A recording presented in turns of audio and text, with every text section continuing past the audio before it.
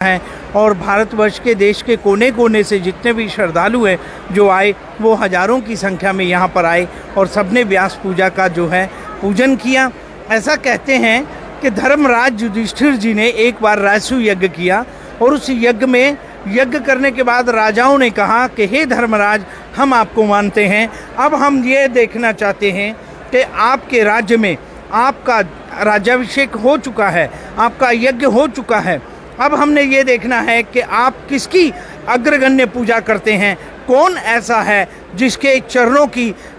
खड़ाओं की पूजन जो है की जाए। तो ऐसा जब सारे राजाओं ने कहा तो धर्मराज युधिष्ठिर जी ने कहा कि मैं अपनी दृष्टि से जो देख रहा हूँ, मुझे जो पूजनीय लग रहा है वो हमारे सबके बीच में आदरणीय, माननीय, सम्माननीय, पूजनीय जो हैं वो भीष्म पितामह जी हैं। ऐसे राजाओं ने भी कहा कि हाँ, राजाओं ने सारे राजाओं को देखते हुए अगर हमारे बीच में कोई राजा या कोई पूजनीय है तो वो बुजुर्ग भी हैं और पूजनीय हैं तो वो भीष्म पितामह जी हैं। ऐसा कहते हैं कि जरासंध का बेटा उठा और उठ करके उस सभा में जरासंध को भीमसेन जी ने उन्हीं के राज्य में जाकर के मल्ल युद्ध हुआ था, जब भगवान श्री कृष्ण और अर्जुन और भीमसेन जी जो है गए हुए थे, तो उन्होंने भीमसेन जी के द्वारा ठाकुर जी ने जरासंध का वध करवाया था। तो वहाँ पर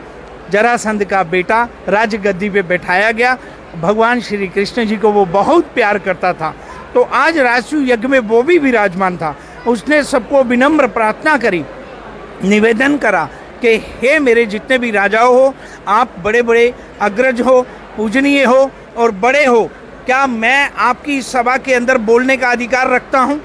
तो कहते हैं कि भीष्म पितामह जी ने कहा कि बेटा, तुम बिल्कुल अधिकार रखते हो। तुम्हारे पिताजी ने इतने राजाओं के साथ युद्ध किया और विजय प्राप्त की, तुम उस राजा के बेटे हो, उसकी गद्दी पे विराजमान हो, तुम्हें पूरा अधिकार है। तो जरासंध का बेटा बोलता है कि क्या भीष्म पितामह जी, मैं आपको पूछना चाहता हूँ कि वेद व्यास जी महाराज जो हमारे यहाँ पे सबसे अग्रज हैं और ऋषि मुनियों में सर्वश्रेष्ठ और भगवान का अवतार हैं, क्या उनके रहते हुए आप पूजन स्वीकार करेंगे?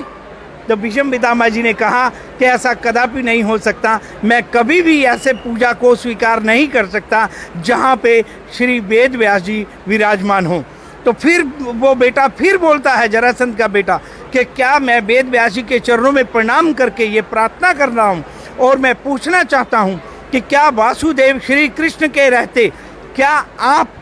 वेद व्यास जी महाराज इस पूजा को स्वीकार करेंगे? तो वेद व्यास जी ने महाराज जी ने कहा कि जहाँ वासुदेव श्री कृष्ण भगवान विराजमान हैं, मैं वो पूजा स्वीकार नहीं कर सकता, इनके रहते इन्हीं की पूजा होगी। और फिर कहा भी जाता है कि वंदे कृष्णम जगत गुरुम, इस धरती पे अगर कोई जगत का गुरु है तो वो श्री कृष्ण भगवान है। तो आज व्यास पूजा इसी तरह से उस राजसूय यज्ञ में की गई और सभी राजाओं ने भगवान श्री कृष्ण जी का चरणोदक लिया और चरण पादुका धोई, और इसी तरह से व्यास पूजा आज पूरे विश्व में विख्यात है। वही व्यास पूजा आज हमारे जितने भी श्रद्धालु श्रद्धा, विश्वास और प्रेम के साथ आए हुए हैं, आप लोगों को बहुत बहुत भगवान ठाकुर जी का आशीर्वाद, और आपके चैनल के माध्यम से जितने भी श्रद्धालु घर में हैं सबको ठाकुर जी का आशीर्वाद प्राप्त हो। बहुत बहुत शुभकामनाओं के साथ गुरु पूर्णिमा महोत्सव व्यास पूजा